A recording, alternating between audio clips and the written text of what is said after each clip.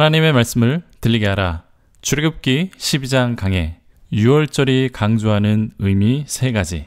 이번 출애굽기 12장에서는 6월절에 대한 규례와 이야기가 함께 나타납니다. 그러니까 6월절이 어떻게 시작되었는지 그 이야기와 함께 6월절에 지켜야 할 규정까지 함께 나타나는 것이 이번 장의 특징입니다. 우리는 이 6월절을 통해서 예비되신 하나님의 구원, 즉 예수님의 구원이 어떻게 예비되었는지 이것에 주목해서 읽어야 합니다.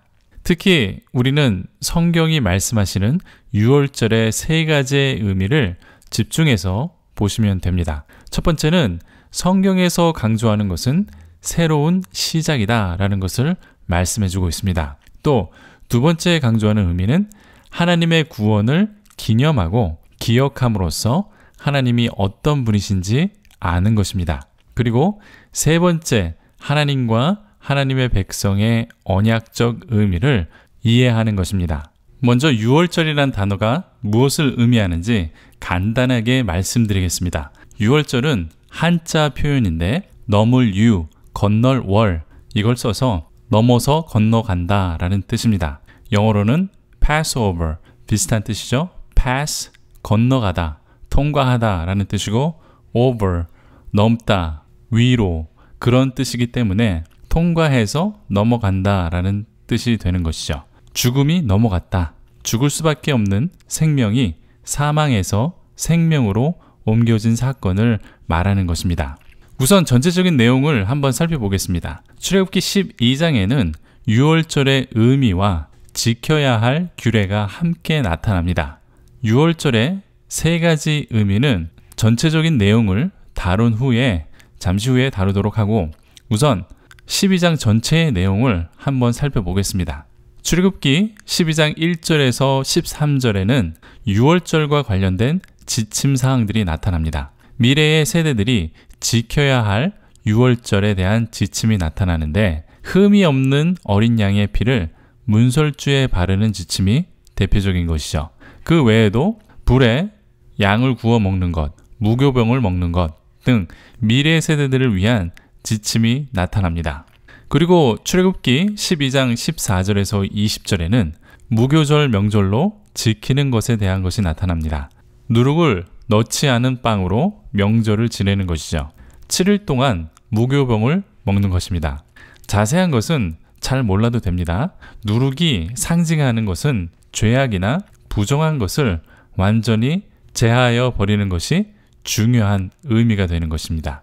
즉 하나님께서 모든 죄를 사하여 주시고 모든 죄를 없애 주실 그런 상징적인 의미를 포함하고 있는 것입니다. 12장 21절에서 28절에는 6월절의 다른 지침들이 또 나타나는데 우선 현관문 좌우 위에 피를 발라 멸하는 자를 피합니다. 즉 죽음의 천사를 피할 수 있는 방법에 대한 지침이죠. 히브리서 11장 28절에도 믿음으로 모세는 6월절과 피 뿌리는 예를 지켜 멸하는 자를 피하였다라고 되어 있습니다.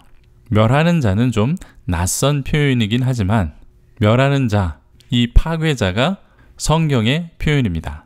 그리고 이 부분에서 아주 중요한 교훈이 나타나는데 27절에 보면 6월절의 의미가 나타납니다. 너희는 이르기를 이는 여호와의 6월절 제사라.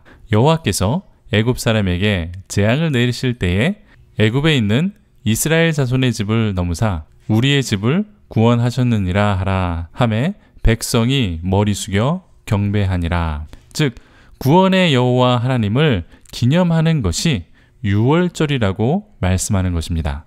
6월절의 중심은 구원의 하나님입니다. 우리는 이 구원의 여호와 하나님을 꼭 알아야 합니다. 그 다음에는 출애굽기 12장 29절에서 30절인데 멸하는 자, 즉 죽음의 천사가 어린 양의 피가 없는 집을 치는 장면이 나타납니다. 그리고 12장 31절에서 36절에는 이스라엘 백성들이 이집트 사람들의 은, 금, 그리고 의복을 가지고 나갈 준비를 하는 장면이 나타나고 하나님의 예언이 이렇게 성취되었다라는 것을 다시 한번 상기시켜 줍니다. 그리고 출애굽기 12장 37절에서 51절에는 이스라엘 백성들이 이집트를 떠나는 장면이 나타나는데 누룩이 없는 무교봉을 가지고 급히 나와서 430년 만에 이집트를 나가는 것입니다. 42절 이후에는 이스라엘 백성들이 앞으로 지켜야 할 지침들이 더 나타납니다. 이방인과 종 또는 일꾼들이 어떻게 유월절에 참여하고 지킬 수 있는지 그것을 말씀하고 양고기의 뼈를 꺾지 말라는 지침도 들어 있습니다. 뼈가 꺾이지 않은 예수님을 상징하는 하나의 예표이기도 합니다. 이렇게 출애굽기 12장의 내용을 간략하게 정리해 보았습니다. 한번 쭉 읽어보시고 너무 복잡하게 생각하거나 신약에 대입해서 의미를 찾으려고 노력하지 않아도 됩니다. 그렇지만 유월절의 의미에 대해서 강조하는 이 세 가지 내용은 꼭 알아야 합니다. 때문에 어떤 주제로 읽어야 하는지 한번 살펴보겠습니다. 유월절이 첫 번째 강조하는 의미는 새로운 시작입니다. 출애굽기 12장 2절에 보면 이 달을 너희에게 달의 시작 곧 해의 첫 달이 되게 하고 이렇게 시작을 합니다. 유월절이 시작되는 날이 새해가 된다는 것입니다. 이전 이스라엘의 달력은 현재 9월과 10월에 해당하는 티스리월이라고 불리는 달에 해가 시작이 됩니다. 그런데 이제 6월절의 달은 아빕월, 즉 현재의 3월에서 4월이 새로운 해가 시작되는 달이다 라고 되어 있습니다. 유대인들의 달력까지 외울 필요는 없고 중요한 것은 6월절이 있는 달이 새로운 새해의 기준이 된다라는 것만 기억하시면 됩니다. 물론 지금 유대인의 달력으로 6월절이 새해는 아닙니다. 그렇지만 성경적으로 새해의 기준은 6월절이 됩니다. 그럼 이 6월절의 때는 언제인가? 예수님께서 6월절 식사를 하시고 십자가에 죽으시고 부활하셨습니다. 그러니까 알기 쉽게 부활절이 있는 달이 유대인의 6월절이 있는 새해가 된다. 이렇게 생각하시면 쉽게 기억하실 것입니다. 중요한 것은 성경은 6월절을 통하여 새롭게 시작된다라는 것을 강조하고 있습니다. 노예로 살았던 이스라엘 백성들이 이제 자유를 얻고 새로운 삶으로 살아갈 수 있게 되었다는 것입니다. 또 죽을 수밖에 없었던 노예들이 하나님의 백성이 되어서 구원받은 새 생명으로 살아가는 의미가 있는 것이죠. 성경은 이것을 강조하는 것입니다. 새로운 삶, 새로운 달, 그리고 새로운 생명입니다. 6월절은 이러한 의미에서 우리에게 중요한 것입니다. 예수님의 희생으로 우리도 새롭게 우리의 인생을 시작하게 되었습니다. 이제 두 번째로 강조하는 그 의미는 하나님의 구원을 강조하는 것입니다. 출애굽기 12장 13절에서 13절을 보겠습니다. 내가 애굽 땅을 칠 때에 그 피가 너희가 사는 집에 있어서 너희를 위하여 표적이 될지라. 내가 피를 볼 때에 너희를 넘어가리니 재앙이 너희에게 내려 멸하지 아니하리라. 너희는 이 날을 기념하여 여호와의 절기를 삼아 영원한 규례로 대대로 지킬지니라. 6월절을 영원한 규례로 대대로 지키는 이유가 죽음의 재앙이 넘어갔기 때문입니다.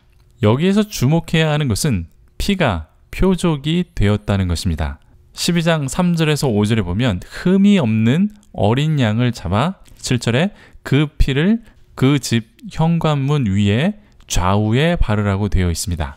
그러니까 흠이 없는 어린 양의 피를 문 주변에 바르면 그 피를 보고 죽음의 심판이 넘어가는 것입니다. 이는 예수님을 예비하신 표적이 되는 것이죠. 또 우리를 위한 표적이 됩니다. 때문에 이 날을 기념하고 영원한 규례로 대대로 지키는 것입니다. 예수님은 이 6월절 어린 양처럼 예비되셨습니다. 세례 요한은 요한복음 2장 36절에서 이렇게 말씀합니다. 예수께서 거니심을 보고 말하되 보라 하나님의 어린 양이로다. 하나님께서 예비하신 6월절의 어린 양이라고 말씀하는 것입니다.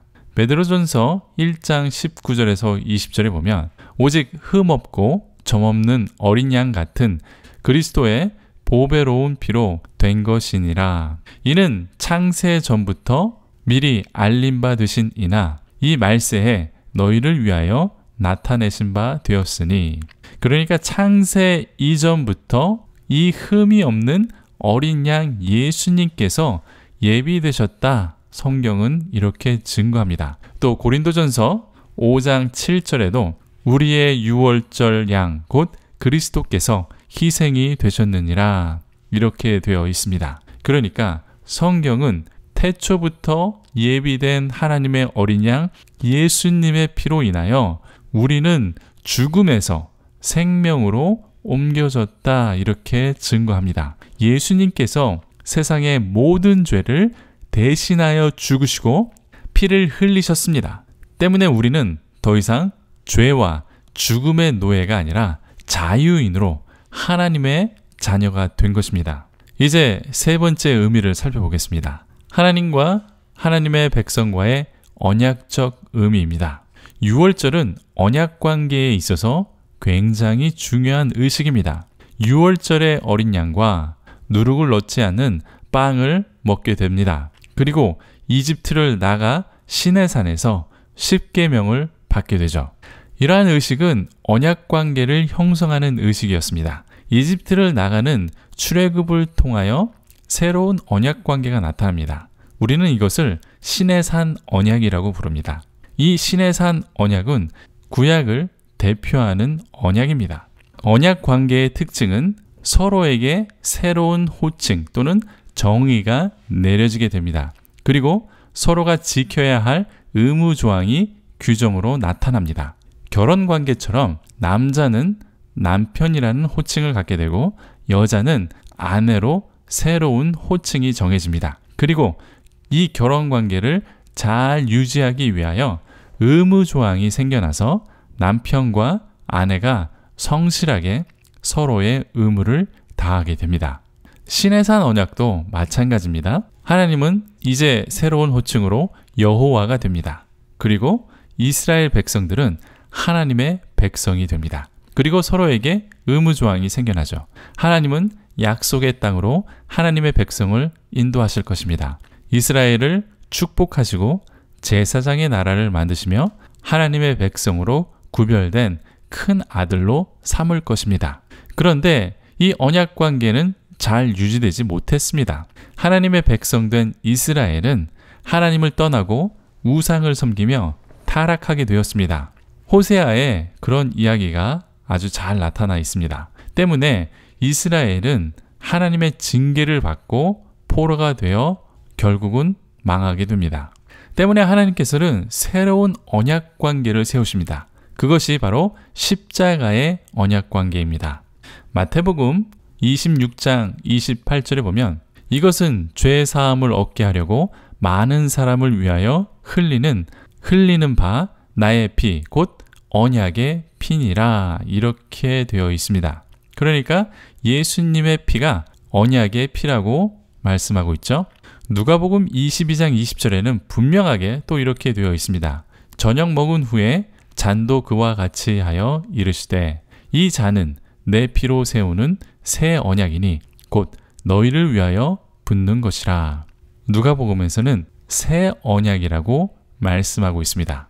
그러니까 종합해 보면 예수님께서 유월절의 마지막 만찬을 드시면서 예수님께서 십자가에서 흘리는 그 피가 새 언약이라고 말씀하고 있습니다.